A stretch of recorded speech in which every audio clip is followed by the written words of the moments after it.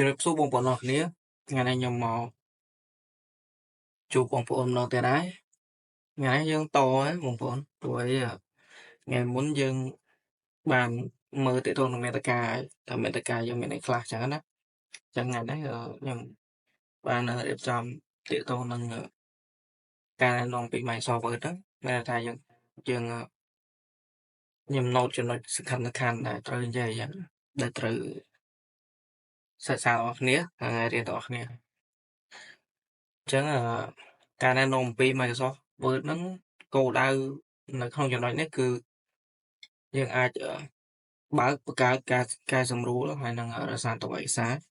ហើយអាចប្រើការសរសេរ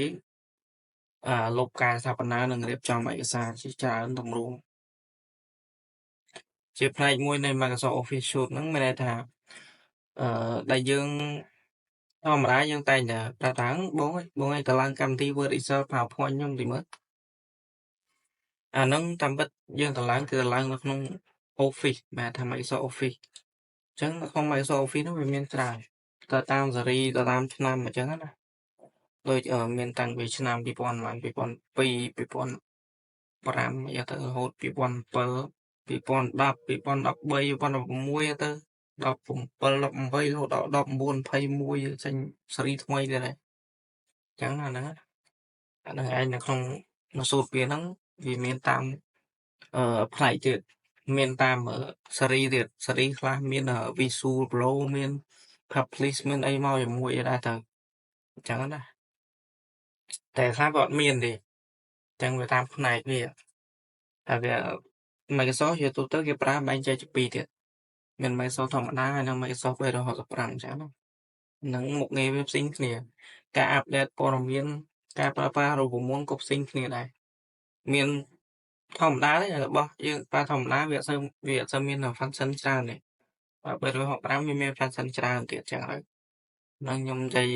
បន្ថែមបញ្ជាក់ជាមួយនឹងហ្នឹងចឹងណាអានេះក៏គោលដៅមេរៀននេះចឹងណាគោលដៅមេរៀននៃ Microsoft Word ហ្នឹងប្រើមុខងារធំគាត់គឺលើគេអាហ្នឹងគឺទៅលើការសេហ្នឹងឯងនេះការបើកការសម្រួលសារតឯកសារសេលុបការស្ថាបនារៀបចំឯកសារច្រើនទម្រង់អាទម្រង់ហ្នឹងអាហ្នឹងតាមប្រភេទទម្រង់ file ឧបមាមានបងប្អូនចាំអត់អា extension របស់ file ហ្នឹងមាន word doc មែនអត់ doc ប្រទេសឬក៏ docx ចឹងទៅហ្នឹងហើយដល់ពេល PowerPoint PPT ចឹងទៅពេល Excel XML ស្អីគេនោះហ្នឹងហើយវាមានច្រើនប្រភេទទៀត Excel ចាំដល់ Excel ខ្ញុំនិយាយបញ្ជាក់បន្ថែមហើយអត់ទេចាំមកខ្ញុំផ្ដាច់វីដេអូផ្សេងខ្ញុំអាចនិយាយទាក់ទងនឹងប្រភេទទម្រង់ file ចឹងណាថាមុខងារ file ប្រភេទទម្រង់ extension របស់ file មួយហ្នឹងមុខងារវាធ្វើឲ្យខ្លះមិនបានវាមានមុខងារចឹងបើសិនជាបងប្អូនចង់ដឹងអាច click comment បានចឹងណាខ្ញុំនឹងនិយាយលម្អិតថា file មួយវាមិនបានមុខងារវាកតុយវាមានន័យថាម៉េចមកហើយបើគេដាក់អញ្ចឹងអាហ្នឹងបើចង់ស៊ីជម្រៅទៀតចឹងណាតែឥឡូវកុំនៅយូរទៀតអញ្ចឹងតទៀតចំណុចសំខាន់លើផ្នែកការងារហ្នឹងមានទៅលើ ribbon ហើយនឹង tab របារ ribbon ហ្នឹងហើយនឹងផ្ទាំង tab នៅក្នុង ribbon វាមាន tab បងប្អូនងាយស្រួលចាំទេនៅក្នុង ribbon វាមាន tab ចឹងនៅក្នុង tab មានអីវាមាន group នៅក្នុងហ្នឹងទៀតចឹងចាំខ្ញុំគ្រាន់ខ្ញុំបើក Word ទៅដឹងហើយនេះ Quick Access Toolbar ហ្នឹងអាហ្នឹងtool ដែលវាយើងចូលទៅប្រើវាលឿនអញ្ចឹងណាមាន document area ហ្នឹងអាហ្នឹងទាក់ទងនឹងទីតាំងឯកសារយើងទីតាំងសេឯកសារនៅកន្លែងណាគេហៅទីតាំងឯកសារតមក setter bar ហ្នឹងនៅក្នុងហ្នឹងមានមួយជួរវាហើយចាំតិចទៀតខ្ញុំបើកទៅឲ្យមើលចឹងអានេះខ្ញុំនិយាយអានេះឲ្យលឿនអញ្ចឹងណាបញ្យល់បងប្អូនចាប់យល់មុខងារមូលដ្ឋានមួយចំនួនដូចជាគេបើកបិទឯកសារអាហ្នឹងជាទូទៅបងប្អូនចេះហ្នឹងកាត់ឯកសារថ្មីឯកសារទៅឯកសារកាត់ចម្លងបិទភ្ជាប់ format ធាងអក្សរ format ធាងអក្សរមាន font type មាន size bold italic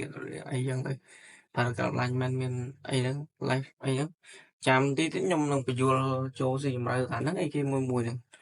insert item ហ្នឹងមានរូបភាពមានតែបោះ save ហើយយើងឲ្យឆាត hyperlink header footer ណានេះសារវានៅក្នុង tab insert ហ្នឹងឯងអាហ្នឹង page layout មាន matching orientation size color អីហ្នឹងប៉ុន្តែអក្សរហ្នឹងវេយ្យាករណ៍ណាអាហ្នឹង spelling ហើយនឹង grammar check ណាអាហ្នឹងមាននៅក្នុងនេះស្រាប់ហើយអញ្ចឹងអានេះការណែនាំពី Microsoft Word គឺខ្ញុំនិយាយប៉ុណ្ណឹងឯងចំណុចសំខាន់ៗដែលយើងត្រូវមើលអញ្ចឹងយើងចូលទៅកម្មវិធី Word ទាំងអស់គ្នាទៅបងប្អូនមុននឹងចូលបងប្អូនត្រូវ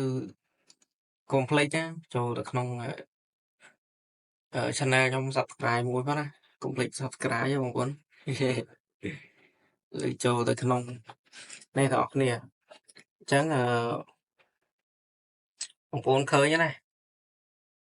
អានេះឯងមុខមាត់របស់វា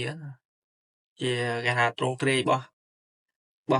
Microsoft Word ហ្នឹងគឺវាចឹងឯងអញ្ចឹងបងប្អូនមិនបាច់ចាប់អារម្មណ៍ទេនេះអាកម្មវិធី API អាហ្នឹងវាជាកម្មវិធីមួយទៀតទេជាកម្មវិធី plugin ទេយើងស្រាប់ប្រើលើមុខវា OCR ណាតែឥឡូវកុំតក់ខ្វល់វាឥឡូវខ្ញុំមកបង្ហាញបងប្អូនថាអាណាជា access toolbar អាមួយណាជា ribbon អាមួយណាជា tab អញ្ចឹងខ្ញុំបងប្អូនចាំណាកន្លែងនេះជាកន្លែង access toolbar ហ្នឹងឯង access toolbar ត្រង់ថាកន្លែងនេះបងប្អូនបើកមកងារមកវាបាក់ចេញឲ្យវាបាក់មកងារហ្នឹងចេញឲ្យកន្លែង free access toolbar នេះដូចកន្លែងនេះមាន print ដែរ print មានអីគេមាន undo មាន redo មាន save មាននេះ save អានេះតើយើង login ចូលជាមួយនឹង account របស់ Microsoft បងប្អូនណាអានឹងបានវាចេញអញ្ចឹងណាតបមកអានេះបានជាទាំង window មួយរបស់ fake access toolbar នេះណាមានដូចជាគេមានដូចជា automatic save នេះ automatic save អានេះសម្រាប់យើង save automatic ណាមានថាយើងបើកមុខងារឲ្យវា save automatic មានន័យថាប្រហែលនាទីតែ Windows កំណត់ថាប្រហែលអញ្ចឹងណា save អញ្ចឹង automatic save អញ្ចឹងឧបមាថាបងប្អូនយល់ឡូតគ្រឿងឲ្យទៅបាក់មកវាមាន function មួយទៀតថាសម្រាប់តែ restore អញ្ចឹងណាអញ្ចឹងវានឹងបង្ហាញតែមកកន្លែង new នេះអាសម្រាប់បាក់ថ្មី open នេះយើងស្រាប់ open ហ្នឹងហើយយើង open បញ្ជាក់អីផ្សេងទៅដល់ពេលនេះមុខងារ save នេះយើងពេលដែលបងប្អូនបើកដាក់ save នេះវាចេញកន្លែង save កន្លែងនេះអាដែលនៅកន្លែងខ្ញុំបង្ហាញមុនហ្នឹងណាវាបង្ហាញអញ្ចឹងកន្លែង email នេះអានេះយើងបើកមកវាមានយើងចុចមកផ្លាច់មកមាន email អញ្ចឹងជាទូទៅមកទូទាំងអស់នេះគឺវានឹងបង្ហាញមកកន្លែងនេះបើសិនជាបងប្អូនបើកវាចឹងដូចquick print នេះ quick print ណានេះយើងមុខងារ print ហ្នឹងឯងដល់ពេល print preview នេះអូខ្ញុំសុំទោសមិញច្រឡំមិនច្រឡំនិយាយត្រូវហើយសុំទោសបងជាស្រ័យណាបងប្អូនណាកន្លែងហ្នឹងអានេះ preview យើងស្រាប់ដូចមុខងារ print អញ្ចឹងណាតែគ្រាន់តែយើងមើលវាងាយស្រួលអញ្ចឹងយើងមិនបាច់ទៅចុច control P ក៏បានយើងចុចតានេះក៏បានវាចេញហើយដល់ពេលនេះយើង editor យើងប្រើសម្រាប់យើង edit allow អីហ្នឹង undo redo នេះបងប្អូនឃើញទេនេះ undo redo ហ្នឹងកន្លែងនេះឯងពីរហ្នឹងឯងតមក draw table ហ្នឹងអាហ្នឹងយើងយកមកគូវា touch mouse mode អីហ្នឹងមក comment តើតើនឹងកន្លែងមក comment អានេះរៀងស៊ីជម្រៅចាំមើលដល់ពេលប៉ុណ្្នឹងចាំខ្ញុំបញ្យល់បងប្អូនកាន់តែច្បាស់អញ្ចឹងណាមុខងារ undo redo ណាហ្នឹងធ្វើវិញហ្នឹងមកធ្វើវិញហ្នឹងឯងបងប្អូនយើងចុចមកតែយើង control Z និង control Y ហ្នឹងអាហ្នឹងមុខងារហ្នឹងឯងចឹងអាហ្នឹងឲ្យបងប្អូនយល់ចំណែកកន្លែងនេះ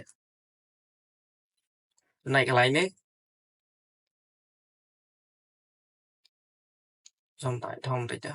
បងស្រួលមើលនេះកន្លែងនេះណានេះកន្លែង document មួយនេះហើយនឹង Word នេះអានេះមានថាឈ្មោះ document តែយើងអត់តមកដាក់ទេណាហ្នឹងមកខ្ញុំបញ្យល់បន្ថែមទៀតតេតងហ្នឹងនេះអាជួ tab លើនេះអាជួ tab លើណានេះគេហៅ ribbon ណាអានេះគេហៅ ribbon វាក្នុង ribbon នេះមានអីគេខ្លះនេះ មានtab home này, មាន tab file này, មាន tab home này, មាន tab insert này, មាន tab design này, មាន tab layout này, មាន tab reference này, មានmailing này, mailing mail មួយហ្នឹងគេប្រើនៅហ្នឹងហើយ review này, មាន view មាន help ហ្នឹងទៅមានមួយទៀតគឺបងប្អូនចង់សរសេរកូដ VBA គឺបងប្អូនត្រូវការបើកមុខងារ develop អញ្ចឹងចូលទៅបើក develop ហ្នឹងគឺយើងចូលទៅបើកនឹងកន្លែង quick access toolbar ហ្នឹងឯងចូលទៅបើកលឿនណាហ្នឹងឯងអញ្ចឹងណាបងប្អូនអាកន្លែងនេះក៏ ribbon ដែរប៉ុន្តែចូលមុខងារវា API ទេហ្នឹងអញ្ចឹងអានេះ ribbon នៅក្នុង ribbon គឺមាន tab អញ្ចឹងមួយ tab ហ្នឹងឯងចឹងណាបងប្អូនអានេះមិន tab វាបើសិនខ្ញុំនិយាយថា tab file ឬក៏ tab home tab insert ចឹងទៅបងប្អូនត្រូវចូលទៅតាមហ្នឹងចឹងណា